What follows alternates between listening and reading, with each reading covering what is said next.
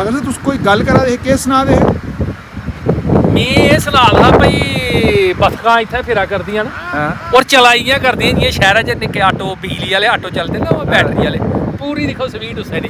अच्छा एह् तुस दिक्खी सकदे हो ऐन खूबसूरत है ना। ये इतनी तबाही और बर्बादी भी इस जम्बू जू के करने के बावजूद देखने के लिए बहुत सारे खूबसूरत दृश्य हैं यहाँ पर। ये आप देखिए बतखें कितनी खूबसूरत लग रही हैं। ये देखिए बहुत खूबसूरत दृश्य है, बहुत खूबसूरत नज़ारा है और ये आवाज़ें आपको सुनने को मिलती हैं। जिस भी शख्स का विजन जम्बू जू को लेकर था, विजन तो बड़ा कमाल का था, लेकिन जो तबाही और बर्बादी ठेकेदारों ने और बाकी लोगों ने जू की कर दी है, उसके लिए सरकार को एक बड़ा आयोग बिठाना चाहिए ताकि ये तो पता चले कि कौन लोग हैं जिन लोगों ने इस इतने खूबसूरत और इतने बेहतरीन जम्बू जू की तबाही कर दी। ये नज़ारे आपको देखने को कहाँ मिलते हैं। ये अगर आपने देखने हैं तो उसके लिए आपको जम्बू जू ही आना है। लेकिन वो देखें, दो बतखों की आपस में लड़ाई शुरू हो गई।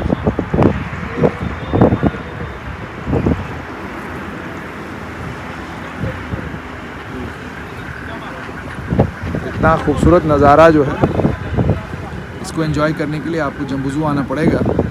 मगर अफसोस यही कि ये जो तबाही और बर्बादी इस जू की हुई है, इसके लिए जो लोग रिस्पॉन्सिबल हैं उनके ख़िलाफ़ सख्त कार्रवाई होनी चाहिए, आयोग बैठना चाहिए, पता चलना चाहिए कि कौन लोग हैं जिन लोगों ने इतना घटिया काम यहाँ करवाया जिसके नतीजे में ये तबाही यहाँ पर हुई। सिर्फ इतना ही नहीं, और भी जम्बू जू के अंदर कई सारी चीज़ें हैं जो सामने आएँ तो विभाग कार्रवाई करे। लेकिन वही बात हो जाती है कि जी जम्मू में तो एक चीज़ देखने के लिए आप इसका भी नेगेटिव प्रचार करते हैं। नेगेटिव प्रचार की बात नहीं, बात यह है कि अगर केंद्र सरकार करोड़ों रुपये जम्मू कश्मीर के लिए भेज रही है तो वो करोड़ों रुपये जो है वो लगने चाहिए ज़मीन पर, और ज़मीन पर सिर्फ लगने ही नहीं चाहिए बल्कि नज़र आने चाहिए कि यहाँ पर लगे हुआ। इतना सोचिए कितनी खूबसूरत ये जगह बनाई हुई है। अगर इसके दाएँ बाएँ नज़ारा खूबसूरत होता तो यकीन मानिए पर्यटक यहीं पर आकर अपना 1-1.5 घंटा जो है इन बतखों की ही अटखेलियाँ देखने में बिता देते।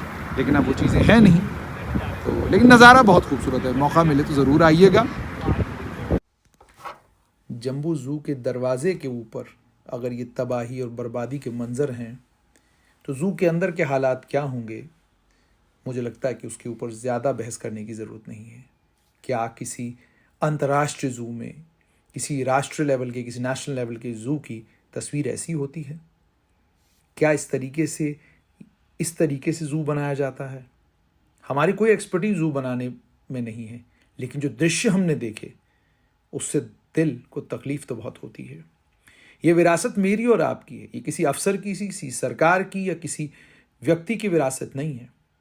लेकिन चूंकि हम अपनी विरासतों की कीमत समझते नहीं और बिल्कुल मामूली चीज़ों में अपना वक्त ज़ाया करते हैं, उसी का नतीजा है कि नगरोटा में जो ज़ू पूरी दुनिया के लिए एक प्लेस ऑफ अट्रैक्शन बनना चाहिए था, उस ज़ू की ये दयनीय स्थिति हो गई है।